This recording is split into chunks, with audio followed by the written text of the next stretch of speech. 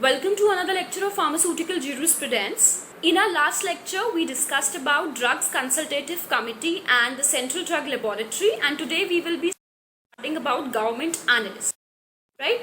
So let's start. Now, talking about the government analyst, you all know the meaning of analyst. Analyst is a person who is appointed to analyze any particular substance. He is basically involved in the analysis of a particular substance. Here we are talking about the drugs and cosmetics, so he is basically a person who is involved in the analysis of drugs and cosmetics. In this particular scenario, a government analyst is appointed by the central government or the state government, right?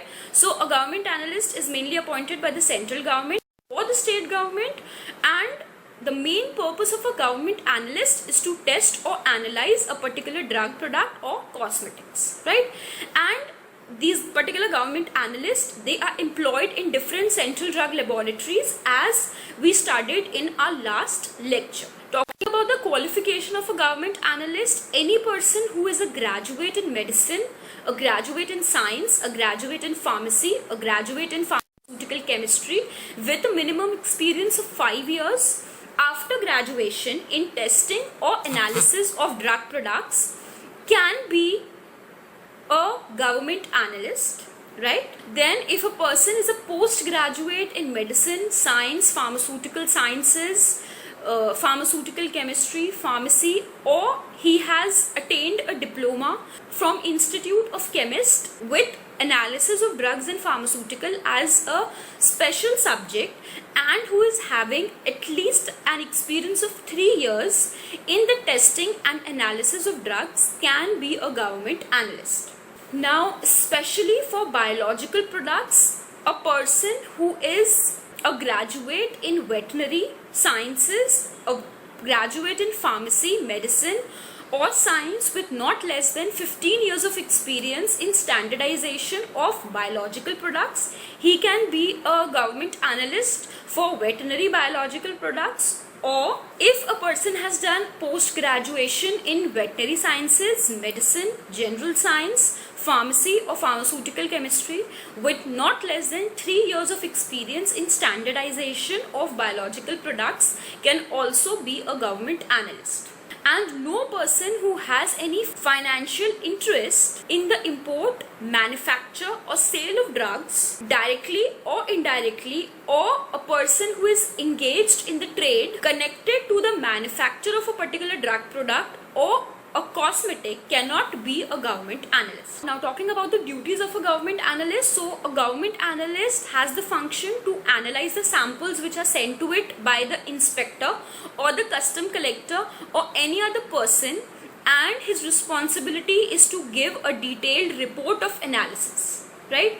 Then his responsibility is also to forward the report to the government about the work which is being carried out in that particular laboratory, and about all the research work and publications as well. Now, as I told you in my previous lecture, that along with the samples which is being sent to the laboratory, the person who is sending the sample should also send a seal, the sample of the seal, which is being put on the cover of the sample, right? So the duty of a government analyst is to verify the seal before taking up any analysis work, and the report of analysis which has been prepared by the government analyst should be sent to the concerned person in triplicate, meaning he should make 3 copies of the report and send it to the concerned person in form 13. Now, talking about the procedure, once a particular sample has been received by the government analyst,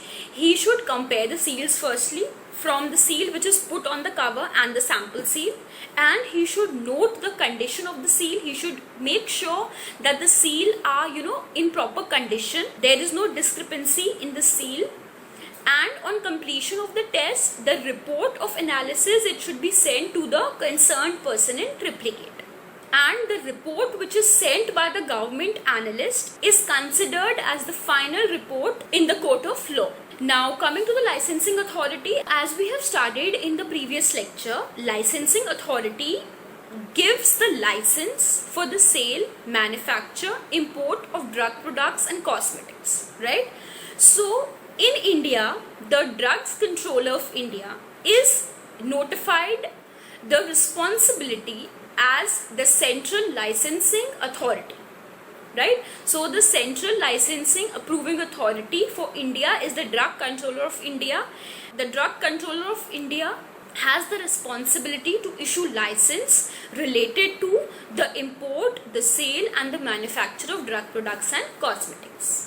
Now talking about the qualification of a licensing authority, to qualify as a licensing authority you should be a graduate in pharmacy, a graduate in pharmaceutical chemistry, a graduate in medicine with specialization in clinical pharmacology and microbiology, and the person should have experience in manufacture or the testing of drugs for a minimum period of 5 years. So this is the qualification. And function I've already discussed with you. The function is to issue the license, grant the license or renew the license. So thank you so much dear students. This was all in today's lecture. Today we discussed about the licensing authority and we discussed about the government analyst. If you have any queries, any doubt in today's lecture, please feel free to reach out to me. Thank you so much for giving your time. Thank you.